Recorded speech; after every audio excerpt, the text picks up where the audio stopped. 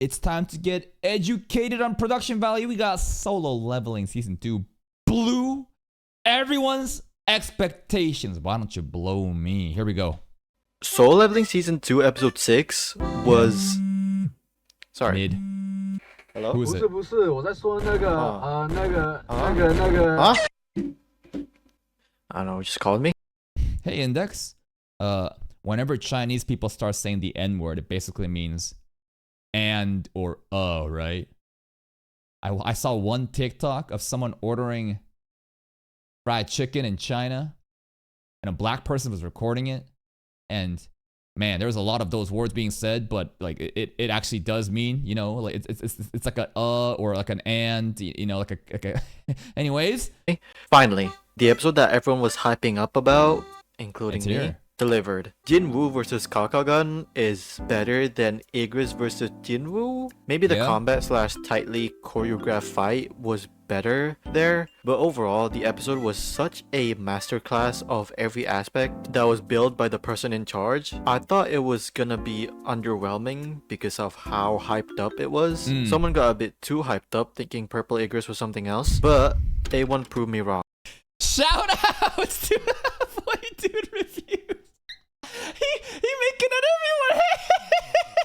Hey, our favorite farmer. The staff list had some surprising freelancers, but the heavy lifting is still by the main staff of Solo Leveling doing the highlights. The schedule for Solo Leveling is surprisingly healthier than some people assumed. Really? Not Okay. saying it's good. Even some people said that they finished production of Season 2, although maybe almost. The peaks of Season 2 is What was that tweet?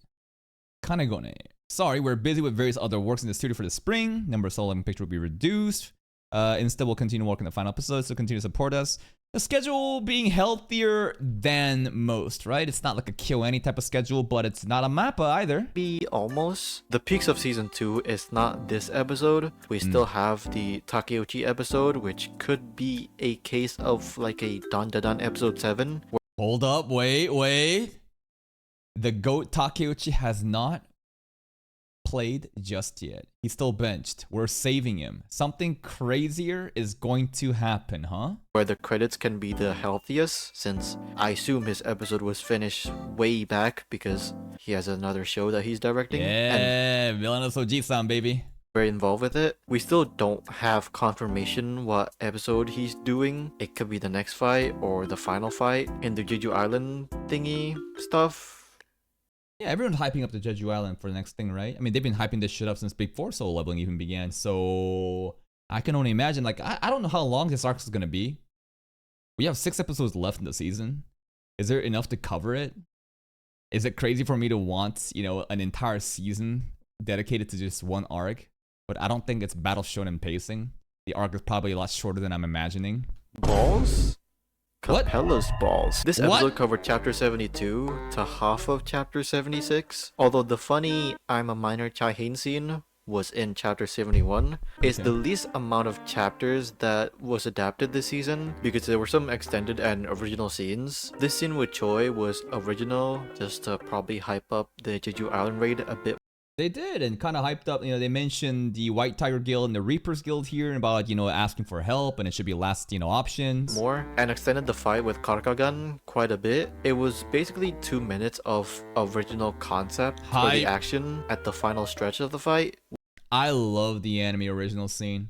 It was the moment when he went all giant and, you know, we got the chainsaw and we started basically doing Odin gear movement like Levi on the Beast Titan, right? It was fucking crazy. With additional changes, most notably Kakagan's magic circle. It had more signs, meaning it had more ability. Yeah, we talked about this in the aura analysis video, right? I like the way that the anime did it more, you know? The right side, you got like zodiac signs, I don't fucking know. But on the left side, right, these runes, you got like extra, like, what's it called? Like a trapezoid?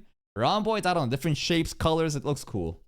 Like this gravitational magic thing that wasn't in the manhwa. It could be in the novel, I don't know. Wonder what this 69 symbol ability would do. SinChi, actually, this is the Pisces? Cancer zodiac Sorry. sign because in the Greek mythology, I know. Okay. It's a joke. Rather than the manga, the fire-breathing attack, then Jinwoo jumping attacking the eye, with some Manager Wu and Cha Hain's dialogue, had a lot more added scenes in the anime, with the chain thing, Floor's lava, the barrage of spells, and the Kakugan just went full Denken, all hands on deck. Yeah. Unfortunately, we didn't get the thumbs up panel with Iron and Tank. What? No. Oh, bro. These shadow interactions are so good though. Little thumbs up from Buddy Iron to Tank, and Tank's like, I got you, bro. I got you, homie. It's also really funny to think about that these bears were basically just what mauled Kim Char's party, right? Along with the elves, right? Back in that arc. I don't know if the bears themselves specifically, you know, Tank was the one that, you know, fucked up Gintar's party. But hey, they're homies now, and the camaraderie, it's cut out. Unfortunate. Thumbs up panel with Iron and Tank. But who really cares? This episode was directed and storyboarded by Takayuki Kikuchi, who previously did episode 3 of... Is this guy just a big Kaguya-sama fan? His profile picture is Kaguya-sama, right? I think it's her. Just the biggest fan. Did he work on Kaguya-sama? Storyboarded by Takayuki Kikuchi, who previously did episode... He did opening for Kaguya and Makeine. Oh, okay. 3 of season 1, and of course the Igris fight. It's fascinating how much better this episode feels and look. These two episodes are fundamentally different, but at the same time, not really. One is a 1v1 basically, and the other is a, I don't know, 50 versus 50. There's more flexibility with ideas and concepts for the action because of how much more entities there are. I gotta mention Takumi Tori as the action director, not action animation director. The difference is I think action director actually had some involvement with the direction for the action rather than action animation director. You're just correcting some of the action with adding movement and such. Action direction can also do that, but there's more stuff than just action animation versus action. Fuck, dude. I swear to God, there's so many different titles and positions that all just sounds the same. That before I glaze this episode, something. Let's nitpick. Let's shit on this episode, bro. What are we gonna be mad about? Some of the CG orc versus shadow fights weren't moving for half a frame. Kind of bothered me. There's some stuff this episode that was a bit but nothing apparently ruining it. Such it's just nitpicking. But listen, I think Sawano's music is good. AOT and still my favorite work from him. 86 is a masterpiece. Especially that Lilac soundtrack. Oh my god. Sawano's music in Soul Leveling just feels like background music, nothing else. It didn't take over the scenes. Yes. Because like usually like Sawano's music, bro, it starts popping off, and like like in episode 6, it didn't. I almost forgot that the soundtrack was there. I was really focused on, you know, the fight scenes, like Dark Aria playing, right? I think it did really emphasize that, right? But this specific episode, there was no, and even in episode 2, season 1, the statues, the moment that the choir started to, you know, sing, as the statues started to sing into the way that it like synchronized together was beautiful. But in this episode, didn't really have that. Not all the time, just sometimes. It doesn't impact much of the climactic scenes. I get it, Shadowborn, amazing OST. I think it falls under the audio direction or editing. The volume is not loud, I guess. Here, I'll give you some examples. Okay. I know it's fundamentally different. The recent Sakamoto Days episode, Yuki Haishi's music has that oomph. Sakamoto Days. Same goes with his My Hero stuff. Okay. What the fuck is bro doing? Freaky.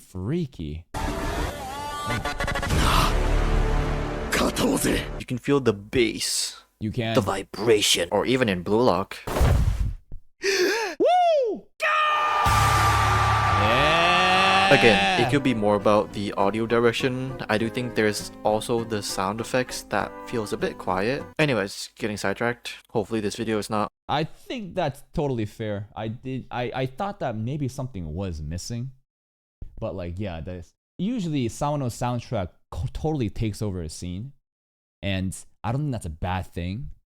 But it was acting more on like support. It was like benched. And maybe if we had more of the soundtracks pop off along with the action could have then been even more enhanced.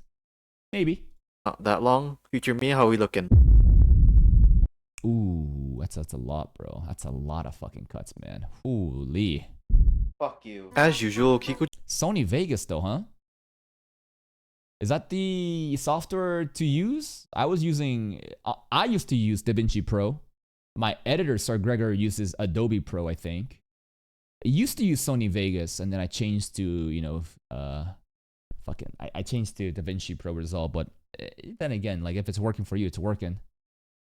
Fuck you. As usual, Kikuchi conveying depth and dynamism for the action is sublime. They really wanted to use the overall CG aspects for the background to make the scale as big as possible with the abilities and fights. And with Kikuchi's understanding of scale, really showed the potential of it with the 3D background in most of these cuts, playing around with visual ideas and concepts to make the flow of the action feel more alive with how different this episode's action is structured. The colors that emanates Kakagan's aura was cool, with Kakagan's face popping out. The transitions were really smooth, the camera work especially, switching to different characters fighting, with using like a head being decapitated, or just smooth cuts with Igor's hair thing. Also, the slow-mo-esque cuts were quite present. I'm just guessing here, but since Tori was supervising the action, it could be his input on this. While yes, the Igor's fight, the slow-mo cuts were there, but not to this degree, and it does feel different in terms of the timing of it. Tori does use a lot of slow-mo in a sequence.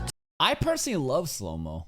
The way that things are going fast, and then you pull, and everyone's holding their breath for like an impactful scene, then we resume. To insinuate that force or anticipation. Same goes for his cuts in Soul Leveling. It could just be Kikuchi, I don't know. The longer action cuts is from him. Kano tweeted that he could animate a long ass cut because of the storyboards, so that is from Kikuchi's boards. And even the less action-oriented scenes, the first couple of seconds of the episode feels different. The camera slowly revealing Cha-Hain from behind the truck, kind of like the same thing as what JJK Season 2 did with the elevator scene. The perspective shot of this pickaxe, or even giving more of that sense of scale of the room. The camera was placed on the roof, you feel that shockwave effect through the wind effects, and more importantly, the rope.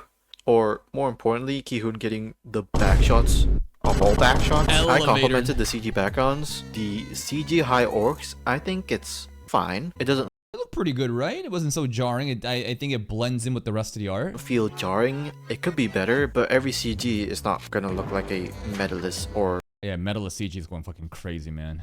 Love Life. That's just impossible. I think the movements can feel a bit janky. It's CG, makes sense, but when the CG is on the high orc shadows, it looks better because you don't need the complications of adding shadows on the model since the shadows are simple one. Yeah, they're shadowless almost, right? It's just like bright red here. Dimensional color, almost Kagenashi. That's easier to mask. The drawing quality this episode was the best this season. I feel like I keep saying that every episode. Here, Takatoguda was the one chief ADing. I was expecting him here since there's a lot of monsters. He's the monster designer. The overall despair that the party had on their faces was very detailed, especially these. Yeah, those 3 specific designs, bro, it was so good. I love the teeth here. I think the teeth being fully shown here with this angle, with like the shadow, bro, it just like portrays that fucking despair so well. Shots, the patches of shadows with less opacitated ones, or just the fully blacked out shadows, really insinuates the expressions with the very angular drawings. Kind of remind me of how Shinobu Nishioka draws his character. Again. Who is this guy? Hold up. Is this still Kaguya-sama? Is this one of the 4 ramen emperors? Who the hell is this? Anyways, there's this shadowing of this character. That's peak, man. Again. Looks very elegant. Is he the ramen guy? Ramen emperor? The ramen yonkos? Okay. And everyone's faces are so detailed to show the unnerving nature. But Jinwoo was like, I'm blackfacing. Jinwoo's drawings are amazing, showing that he's the main character. Darkening the faces like in the manhwa. And of course, Kakagan's... Yeah, Soul Leveling loves to, basically just black out the faces and have a glowing eye, right? Because it's like a silhouette. It's very imposing. It just heightens that aura. And of course, Kakagun's drawings are great too. There's some that looked different compared to the usual. Okay. I wonder who corrected them. There was also some nice character acting. Well, I don't know if spewing out blood from the mouth and eyes are nice, but it really exaggerates those motions. Kihun's slow head turn that feels very volumetric, and Cha-Hain tying her hair was smooth, doing their KyoAni hair tie Sakuga cosplay. That's crazy. The amount of detail going into just tying up a hair, bro. That's right. It's that important, bro. It's that important. Look at this. Oh my god. Look at each frame, bro. That's fucking crazy. Oh man. Oh man. And her hair was smooth, doing their KyoAni hair tie Sakuga cosplay. The comp is just better this season. The mixing between 2D and 3D is flawless. It doesn't feel like two dimensions clashing. The purple coloring for the shadows like CG in this anime episode is probably the ones that the uninitiated can't even tell it's CG, Like some people genuinely like, yo, I haven't even seen CG in this show, but it's like, it was there, bro. You just could never see it because of how well it was done and blended in. look amazing after Jinwoo does his Ryoiki Tenkai. Yeah. Purple. I don't know what joke to make there. Although the Domain expansion, let's go. fire/lava textures in this cut was meh, and the blue is the Let's look. fire/lava texture. Yeah, it's... I wonder if they should have approached it with more like the Demon Castle. Fire texture, ground, stuff like that. I'm not sure. In this cut was meh, and the blue it doesn't make the character Cha-Hain really pop. It just kind of like overly saturates everything. is still bluing. Everything else was great. They're not overdoing it, and the effects reflecting on Jinwoo just makes me Come. Minnesota. What? Coming back in the Okay. action, I'm just gonna sound like a broken record every scene. Very dynamic, good boards, great sense of scale and speed. Blah blah blah. You get me? The A team is I loved this scene so much, man. The Attack on Titan-esque scene. Jinwoo just scaling the Titan, bro, with the chain going all around, the camera rack following, showing, the tension of the chain as he's being flung around, as when he falls down and just like topples the Titan too. Like, there are just so many things going on this episode, and each scene was so impactful. dynamic, good boards, great sense of scale and speed.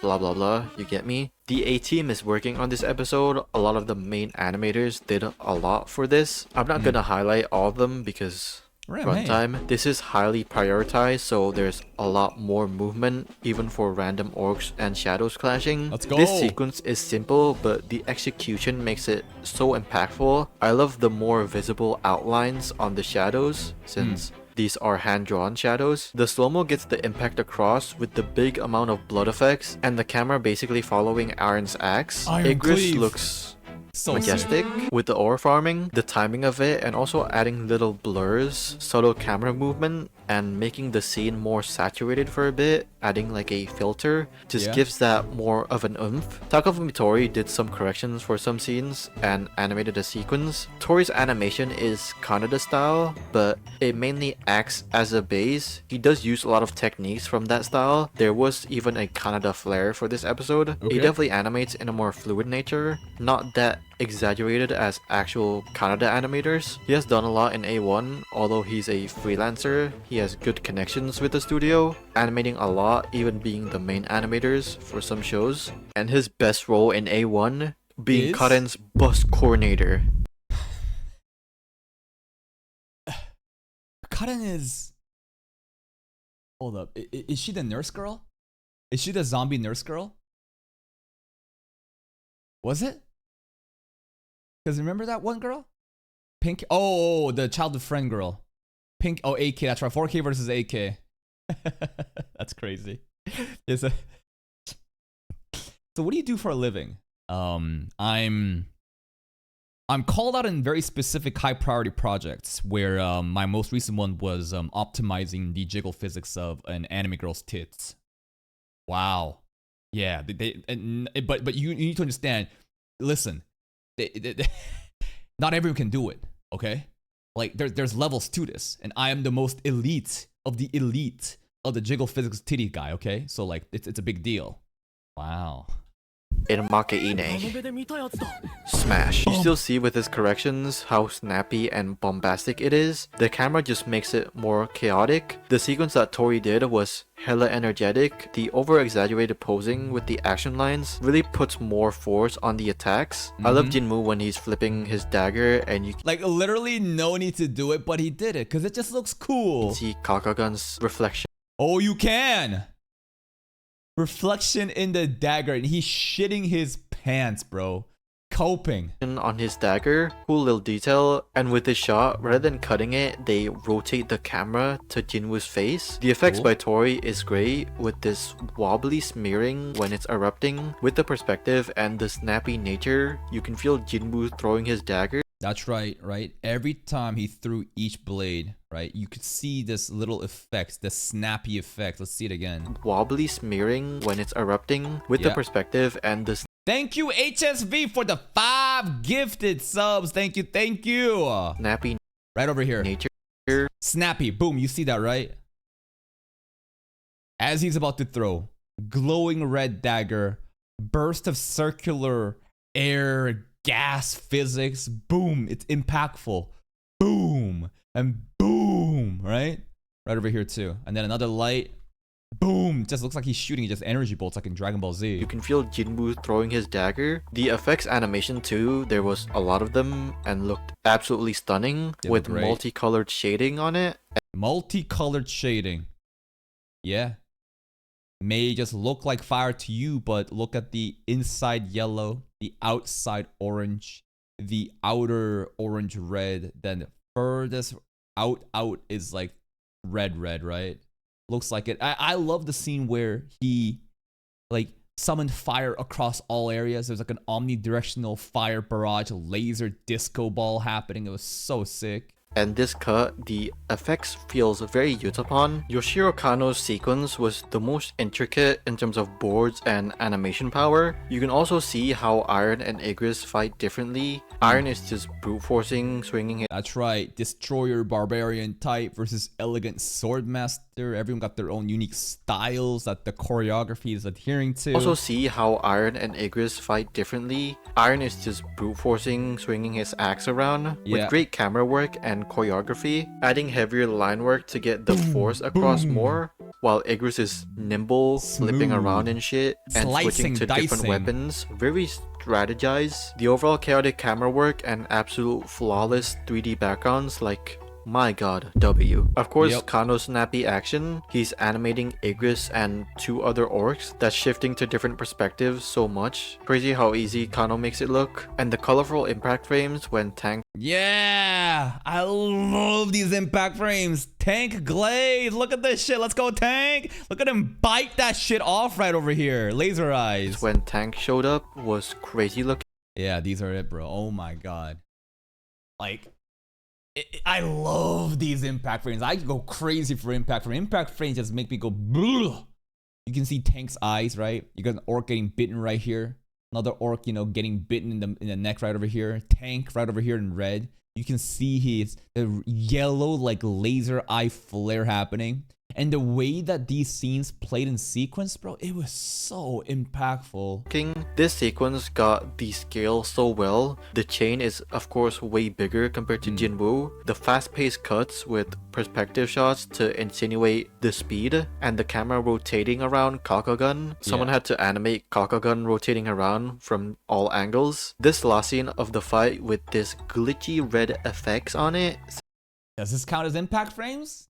Kinda? Symbolizes the game ended. Yep. Wink wink. And also Hajime Nakagawa's little sequence with Kakagun's erect with his own distinct style of shading, very blocky, and the effects, crazy work. There's a lot more to cover this episode, but I don't want to cover all of it because filler video. Also, this guy. Yeah. I don't remember him. Looks like Oikawa. Hairstyle wise, looks same. Who is he? Don't know. I think I remember people glazing this guy from Haikyuu. That's volleyball anime, right? Anyway, the hairstyle, yeah. He's A rank, by the way. While this episode was A rank. absolutely phenomenal, it's not the peaks of season 2. There's a couple more. Again, Takeuchi's episode. Not just one. There's a couple more coming up, man. We can expect 2 more episodes to surpass episode 6 in terms of hype. Will probably be the best looking. I love Kikuchi, but Takeuchi is just better for both action and non-action stuff. I'll say this. This episode is like S tier stuff, Yeah. but Takeuchi SS tier. S plus maybe. With his connections, you can expect some very talented people participating. Also now, I'm just gonna farm solo leveling. Maybe next episode, I might not do one because I want to script something else. I'm actually not getting bored doing these episode breakdowns, unlike when I did my season 1's breakdown, because I changed how I script my videos now with these breakdowns. I don't know what video is coming New next strategy? week. Maybe the A1 A1 Studio what? studio video. Maybe the Why Fate Looks Good video. Okay. Who knows? If you guys like this video, leave a Leave a like. If you hated it, leave a like. If you hate it, leave a like. Comment down below what are your thoughts about this episode. My thoughts is that this episode was peak, man. A lot of different things happening in this episode that SinChi broke down in a very simple way for us, you know, the uninitiated, but there's probably so much even more in depth. Like, you could probably make like a 3-hour fucking analysis about each, you know, sequence. It's probably not enough to appreciate, man, huh? It just kind of is crazy how this episode itself was so fucking good, but the fact that like this guy hasn't stepped up into the frame yet, Takeuchi, right? Like the difference between like we're splitting hairs at the most elite level right now, but like people probably think that like episode 6 alone was so like the best it could deliver, and without even knowing that like the real big boys hasn't even shown up just yet in terms of talent. 2 more episodes that's going to be even better than this in terms of production value. I don't know if it's going to be well received by the audience in the same way this one was, because like even if an episode itself was super peak, if the story itself wasn't like hype leading up to it, then maybe even if it was done by like a better team and objectively the production value is better. Because of the story hype, episode 6 might be better. I don't know what the next, you know, those 2 prior episodes are going to be, but it's always nice to know that this ain't over yet. We got even more crazy shit happening. Please go check out SinChi's channel. Here's the video. Give the video a like. Boom, boom, boom. Go check it out. I'll see y'all next time.